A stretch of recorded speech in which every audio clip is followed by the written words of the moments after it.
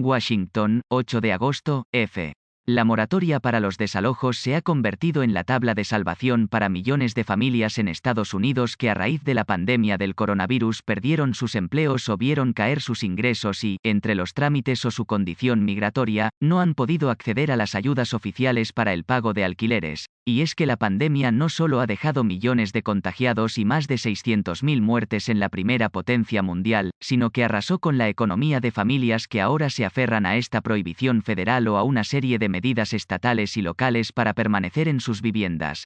Ese es el caso de Juan López, originario de Guatemala, quien es cabeza de uno de los más de 6,5 millones de hogares sobre los que, según el Aspen Institute, pende la amenaza de un desahucio. Después de 18 años sin una mancha en su récord de pago, López agotó los ahorros que había atesorado tras 2 décadas de trabajo en este país debido a una operación en la vista que no daba espera.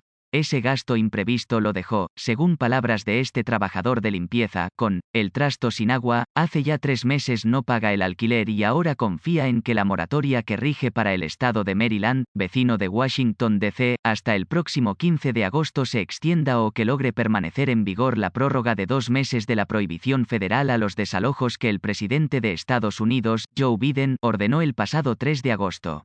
Que nos den un plazo. Pues nosotros no nos vamos a ir o quedarles debiendo o robarles el tiempo a los arrendadores que nos han dado el techo. De mi parte, yo no, subrayó López en una entrevista con F.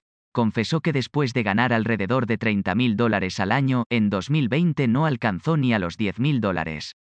Con todo esto que pasó de la pandemia, la gente ya no quería que uno llegara a sus casas, recordó de su experiencia. Aunque admite que ha ido recuperando algunos de sus clientes, no oculta su incertidumbre por el repunte de los casos del virus atribuido a la variante Delta. Uno no se siente bien, porque aparte de que esa pandemia ya pasó, ya hay bullas de que viene otro virus, dijo López. Historias como la de este padre de una familia de 4 integrantes, entre ellos una niña de 14 años y un pequeño de 2 años y medio, se han multiplicado en Estados Unidos. Dasha Kelly, una madre de 3 niñas que el año pasado perdió su trabajo por el cierre de los casinos en Las Vegas y abrió una cuenta en GoFundMe para recaudar $2.000 que evitaran su desalojo, quedó sorprendida al superar los $200.000 en donaciones después de que la cadena CNN difundiera su historia. Pero aún son muchos los que esperan por una oportunidad. De allí que movimientos como Cancel the Rent, condone la renta, hayan empezado a crecer en distintas ciudades, primero como grupos de inquilinos agobiados y ahora como una mezcla de afectados y organizaciones sociales de apoyo. Amy Gellatley, abogada de Bread for the City, una organización que ofrece servicios legales y se ha sumado a la campaña Cancel the Rent DC, explicó a EFE que muchas personas tienen mucha ansiedad sobre cómo pagar la renta y cuándo podrán encontrar nuevamente un empleo. Pese a destacar que la ayuda federal ha llegado a distintos estados y al Distrito de Columbia, donde está Washington, admitió que para acceder a esos recursos la gente tiene que cumplir distintos requisitos. Es mucho dinero que estamos recibiendo del gobierno federal, pero lo difícil es obtenerlo y asegurar que la gente que realmente lo necesita lo reciba, afirmó.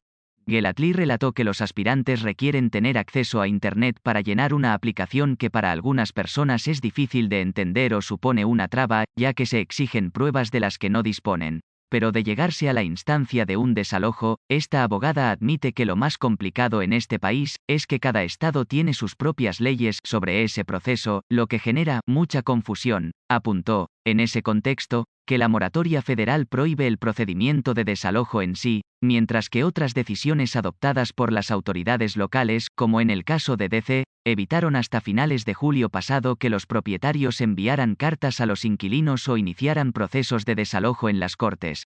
Sin embargo, advirtió, estas medidas han empezado a caducar y existen estados donde un dueño puede exigir la salida de los arrendatarios desprovistos de protecciones legales, lo que deja a las familias a la espera de un salvavidas desde el gobierno federal. Agencia EFE.